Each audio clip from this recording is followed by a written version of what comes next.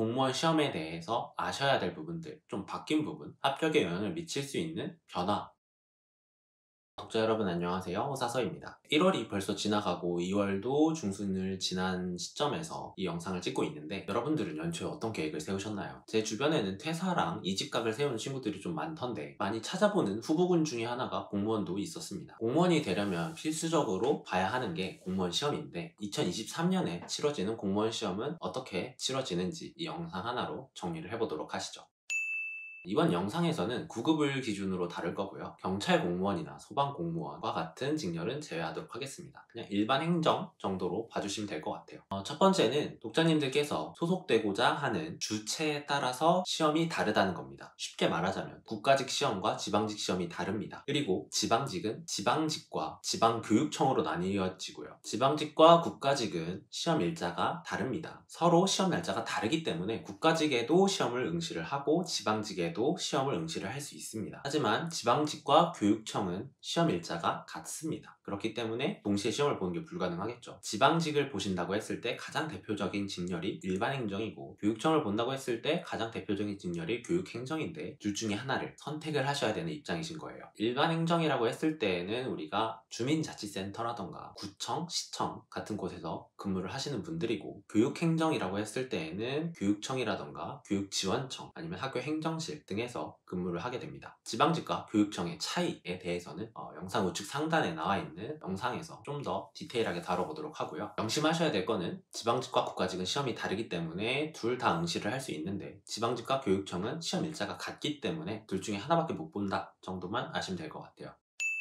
공무원 시험은 5과목 20문제, 총 100문제를 100분 안에 푸는 시험입니다. 5과목 중에 단 한 과목이라도 40점을 넘지 못한다면 꽈락으로서 다른 과목 점수가 얼마가 나왔던 간에 탈락을 하게 되고요. 그리고 명심하셔야 될 거는 작년 시험부터 선택 과목이 폐지가 되었습니다. 그러니까 뭐 수학, 사회, 과학 이런 종류의 선택 과목이 폐지가 되었고, 각 직렬별로 5개의 과목이 확정적으로 정해져 있습니다. 그 결과 조정 점수라는 게 폐지가 됐는데, 우리가 수능을 볼 때 표준 점수라는 게 있었거든요. 각 과목마다 난이도가 다르기 때문에 난이도에 따라서 조금 어려운 난이도의 과목은 표준 점수가 높고, 쉬운 과목의 표준 점수는 낮은 과목별 밸런스 조정하는 그런 점수라고 보시면 되는데, 선택 과목이 있을 때에는 같은 직렬의 시험을 보더라도 다른 선택 과목을 고를 수가 있었기 때문에 조정 점수라는 게 있었는데, 이제는 조정 점수가 없어지고 원점수만 남게 되었다는 것도 굉장히 중요한 사실입니다. 이게 왜 중요하냐면은, 예를 들어서 한국사, 영어, 국어 같은 전 직렬 공통 과목 같은 경우에는 조정 점수가 필요가 없죠. 원점수로 계산을 합니다. 100점 만점에 100점이에요. 근데 선택 과목 같은 경우에는 조정 점수가 있을 때 내가 원점수를 100점을 맞더라도 조정 점수 환산을 해서 난이도가 쉬웠다면 뭐 80점 후반대가 나올 수도 있는 경우가 있었거든요. 그렇기 때문에 한 문제를 맞추더라도 공통 과목에서 맞추는 게 중요했었습니다. 내가 아무리 선택 과목을 잘해도. 근데 지금은 선택 과목 제도가 폐지가 되고 전 과목이 다 원점수로 계산을 하기 때문에 앞서 말씀드렸던 그런 전략은 더 이상 통하지 않겠죠. 이런 변화에 따라서 전략에도 반영이 되어야 된다라고 생각을 합니다. 그 다음으로 아셔야 될 거는, 특정 직렬의 특정 과목을 제외하고 모든 시험 문제는 인사혁신처라는 곳에서 출제를 합니다. 제가 공무원 시험 강사가 아니기 때문에 과거부터 어떤 문제가 나왔는지는 잘 모르지만, 인강을 들으면서 좀 지역적으로 문제가 나온다 라고 했었던 시험들이 몇 개가 있었거든요. 대표적으로 서울시 시험이 그랬습니다. 과거에 치러졌던 서울시 시험에서는 서울시 자체에서 문제를 출제를 했고, 그 문제가 굉장히 지역적이다, 인강 강사들의 평가가 있었죠. 근데 이제부터는 특정 과목, 소수 과목들을 제외하고서는 전부 다 인사혁신처에서 문제를 출제하고 있습니다. 이건 뭐 사람마다 체감을 하는 게 다를 수는 있겠지만, 덜 지역적으로 변했다 정도로 생각을 해주시면 될 것 같아요.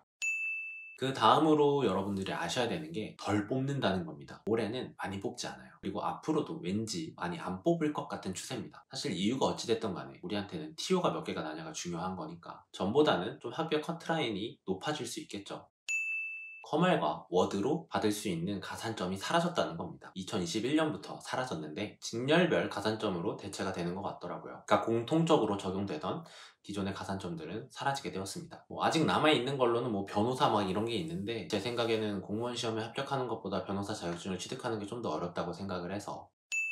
그 다음은 필기 시험을 보고 나서 인적성 시험도 보고 면접 시험도 보셔야 된다는 겁니다. 인적성 시험 같은 경우에는 크게 합격 여부에 영향을 미치지 않는 걸로 알고 있습니다. 우리가 흔히 생각하는 삼성의 사트라던가 그런 식의 인적성 시험이 아니고 MBTI 테스트 같이 나의 성향 이런 것들을 파악하기 위해서 치러지는 시험인 걸로 알고 있거든요. 저도 그렇게 봤었고, 그렇기 때문에 참석만 한다면 인적성 시험에서 떨어지는 일은 없을 거다라고 확신을 드릴 수 있는데, 면접 시험은 그렇지 않습니다. 면접 시험에서는 우수, 보통, 미흡 이렇게 세 가지 점수를 받을 수 있게 되고, 면접관들 중 몇 명 이상이 미흡을 주었을 경우에는 내 필기 성적과 상관없이 탈락을 하게 되는 경우도 있다고 알고 있거든요. 그리고 면접 시험은 주최하는 곳마다 굉장히 포맷이 다르다고 합니다. 저 같은 경우에는 자기소개서 같은 것들을 쓰지 않았었는데, 어떤 지방직 같은 경우에는 자기소개서를 쓰고 그 자기소개서에 있는 내용을 바탕으로 질문을 하는 곳도 있다라고 하시더라고요. 그래서 오늘 말씀드린 것들은 그냥 전반적인 공무원 시험에 대해서 아셔야 될 부분들, 좀 바뀐 부분, 합격에 영향을 미칠 수 있는 변화, 이런 것들을 말씀을 드렸었고요. 각자 여러분들이 응시하려고 하는 직렬에 대한 상세한 내용은 인사혁 신처라던가 해당 지방직의 채용 공고문을 보시는 게 가장 정확합니다. 이 영상을 보시는 모든 분들이 좋은 결과가 있기를 바라고요. 긴 영상 시청해주셔서 감사합니다. 구독과 좋아요도 감사합니다.